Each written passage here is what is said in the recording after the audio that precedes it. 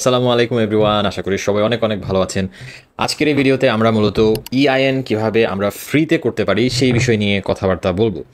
ইআইএনটা কি, যারা আসলে ইআইএনই জানেন না তাদের জন্য এই ভিডিও না, তাদের জন্য আসলে এলএলসি আগের ভিডিও। সো আপনারা আগে এলএলসি কিভাবে করতে হয়, কেন করা প্রয়োজন সেই নিয়ে আমার কয়েকটা ভিডিও আছে, যার লিঙ্ক এই ডিসক্রিপশনে আপনারা পেয়ে যাবেন। সো এলএলসির ভিডিওগুলো আগে দেখেন, সো তারপরে আপনারা ইআইএন এর ভিডিও দেখতে আসেন, আপনাদের বুঝতে সুবিধা হবে। সো ইআইএনটা হচ্ছে আসলে এমপ্লয়ার আইডেন্টিফিকেশন নাম্বার, এবং এই ইআইএনটা যদি আপনি ইউএসএতে কোনো একটা কোম্পানি ওপেন করেন, সাথে সাথে আপনার একটা ট্যাক্স আইডির প্রয়োজন হবে, বিজনেস ট্যাক্স আইডি, যেটাকে এমপ্লয়ার আইডেন্টিফিকেশন নাম্বার বলে। ঠিক যেমন বাংলাদেশে আমরা বিআইএন করে থাকি, ঠিক তেমনি ইউএসএতে ইআইএন করার দরকার হয়। এবং এই ইআইএন ছাড়া আপনার ধরেন একটা এলএলসি করা আছে, আপনার একটা কোম্পানি সেট আপ করা আছে, কিন্তু আপনার ইআইএন নাই। সো আপনি আলটিমেটলি কোনো কিছুই কিন্তু করতে পারবেন না। সো ইআইএনটা আপনাকে করতেই হবে। এখন প্রবলেমটা হচ্ছে, ইআইএনটা করতে গেলে দেখা যায় যে যারা সার্ভিস প্রোভাইডার তারা আপনার কাছ থেকে বিভিন্নভাবে চার্জ নেয়। কেউ $50, কেউ $100, 100, কেউ 200, কেউ 250, 300, এরকম বিভিন্নভাবে চার্জ নেয়। কারণ হচ্ছে ইআইএনের বিষয়টা আমাদের দেশের অনেকেই সঠিকভাবে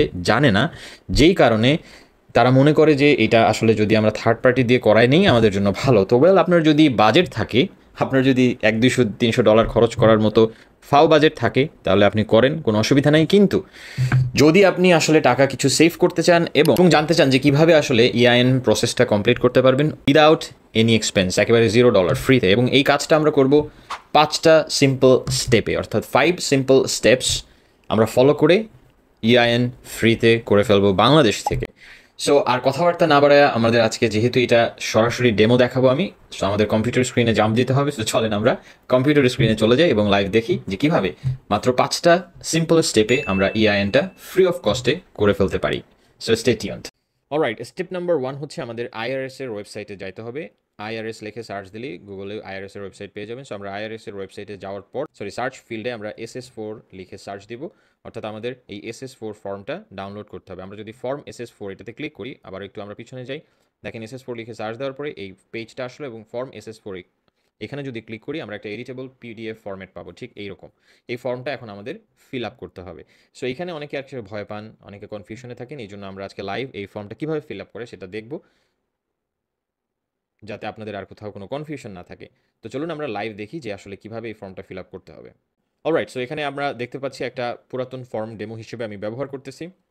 বাই দ্য ওয়ে, কেউ যদি ওয়ান্ডার করে থাকেন যে এই ফর্মটা আসলে এখানে কীভাবে আসলো বা এটা কিসের ফর্ম দেখাচ্ছি, সো এই জিনিসটা আসলে আমি আমার একটা ইবুক থেকে দেখাচ্ছি, যে এই বুকটা আমার ওয়েবসাইটে পাবলিশ আছে, যেটা আমি লিখেছিলাম কীভাবে ফ্রিতে ইআইএন করবেন, সেই পুরো প্রক্রিয়াটা ইন ডিটেলে লিখেছিলাম। সো যদি আপনাদের কারো আমার ভিডিও দেখার পর কনফিউশন থাকে, তাহলে নিশ্চিন্তে এই বইটা অর্ডার করে ফেলতে পারেন আমাদের ওয়েবসাইটে গিয়ে।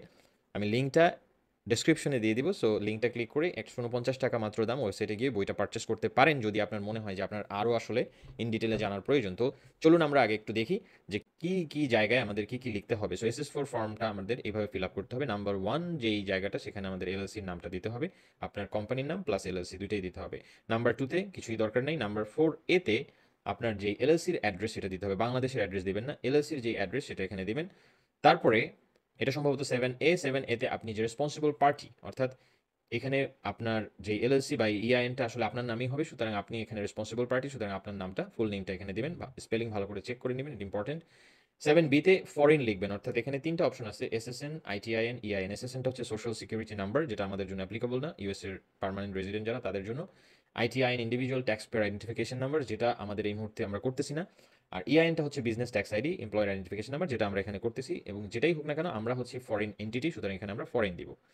এরপরে 8A-তে কি বলছে যে is this application for a limited, মানে এলএলসির জন্য কিনা, টিক দিবেন। 8B-তে বলছে যে যদি 8A ইয়েস হয়, মানে এলএলসি হয়, তাহলে কয়টা এলএলসির জন্য করতেছেন, অবশ্যই নাম্বার 1 একটা এলএলসির জন্য করতেছি।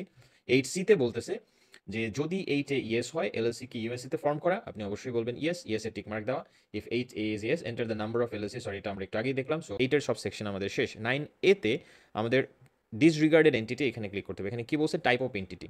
ডিসরিগার্ডেড এন্টিটি মানে কি, এর মানেটা হচ্ছে আসলে এলএলসিকে ইউএসএতে ডিসরিগার্ডেড এন্টিটি বলা হয়, অর্থাৎ এলএলসির অ্যাসেট এবং আপনার অ্যাসেট সেপারেট, কিন্তু ট্যাক্সের ক্ষেত্রে এলএলসি ডিসরিগার্ডেড, অর্থাৎ ট্যাক্সেশনের কোনো রুলস এলএলসির উপরে অ্যাপ্লিকেবল হয় না। তো যাই হোক, এটা নিয়ে এত কমপ্লিকেশনে যাওয়ার প্রয়োজন নেই, বাট এখানে আপনারা সিম্পলি ডিসরিগার্ডেড এন্টিটি লিখে দিবেন 9A-তে।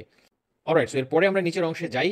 নাম্বার 10 এ আমরা লিখব রিজন ফর অ্যাপ্লাইং হচ্ছে এলএলসি, অর্থাৎ আমি একটা নতুন বিজনেস শুরু করছি, যে started a new business specify type LLC, এই জন্যই আমি আসলে ইআইএন এর জন্য অ্যাপ্লাই করতেছি।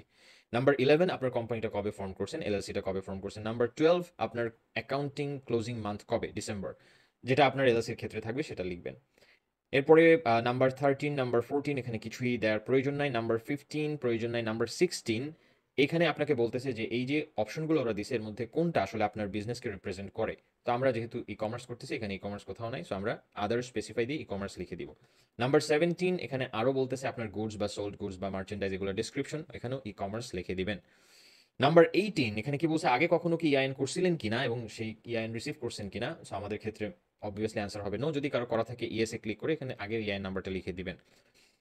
এরপর লাস্টের যে জায়গাটা সেখানে হচ্ছে রেসপন্সিবল পার্টি, আপনার নাম এবং রেসপন্সিবল পার্টি কথাটা লিখবেন, আপনার ফোন নাম্বার লিখবেন, এটা অবশ্যই যে ফোন নাম্বারে আপনাকে রিচ আউট করা যাবে সেই ফোন নাম্বার ইউজ করলে ভালো।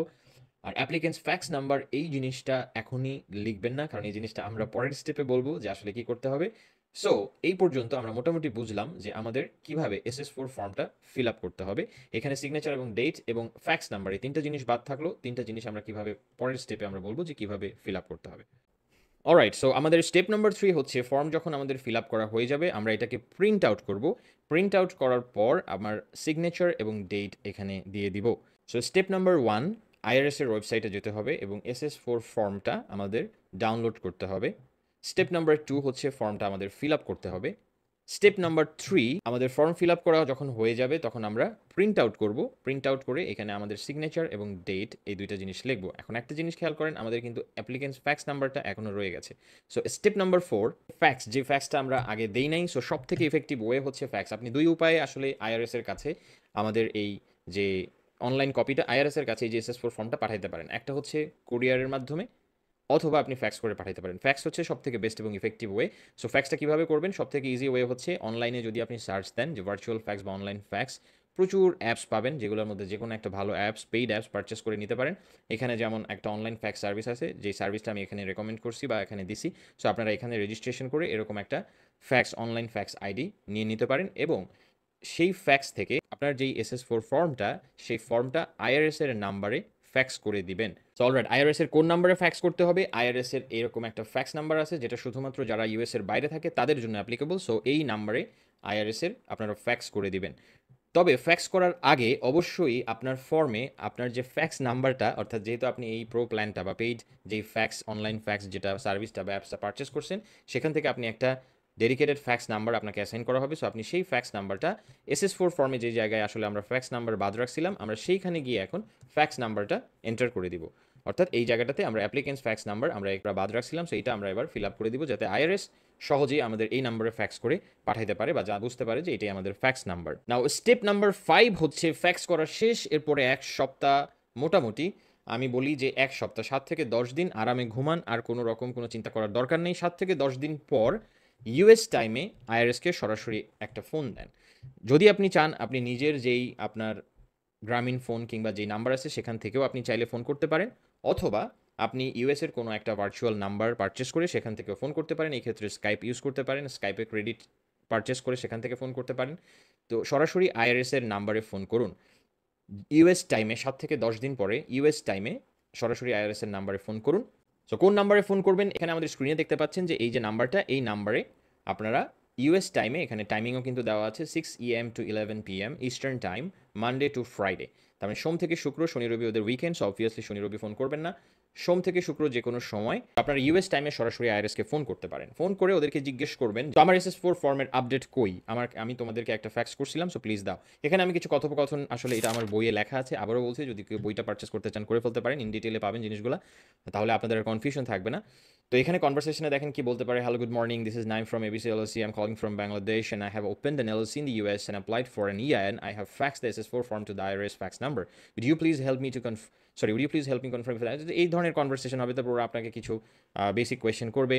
কনভারসেশন 2, 3 আমি কয়েকটা কনভারসেশনের নমুনা দিছি, কারণ কোনো সময় অনেক প্রশ্ন করে, কোনো সময় আসলে তেমন প্রশ্নই করে না, বা যাই করুক না কেন ওরা চেক করে দেখবে ওদের এন্ডে যে আপনার SS4 ফর্মটা আসলে কোন স্ট্যাটাসে আছে। যদি ওদের কাছে এটার কোনো ইনফরমেশন থাকে, অর্থাৎ যদি রেডি হয়ে থাকে, ওরা সরাসরি ফ্যাক্স করে আপনাকে পাঠিয়ে দিবে। যদি রেডি না হয়ে থাকে ওরা বলবে ঠিক আছে তুমি আমাকে আরও 2-4 দিন পরে ফোন করো। সো তখন আপনি আরও মোটামুটি 5 দিন ওয়েট করবেন 5 ডেজ, মানে 5 ওয়ার্কিং ডেজ ওয়েট করবেন, তারপরে আবার একটা ফোন দিবেন, সাথে সাথে ওরা ফ্যাক্স করে আপনাকে আপনার EIN নাম্বার পাঠিয়ে দেবে। So it's that simple. So alright everyone, এই ছিল আমাদের 5 সিম্পল স্টেপসে কীভাবে আমরা EIN প্রসেস কমপ্লিট করতে পারি without any expense. Well, actually not any expense, আপনাকে কিছু টাকা খরচ করতে হবে, কারণ যখন আপনারা এই অনলাইন ফ্যাক্স নাম্বারটা পারচেস করবেন সেখানে আপনার কিছু টাকা খরচ করতে হবে। বাট যাই হোক, আপনাকে $150, $200, $300 তো আর খরচ করতে হবে না।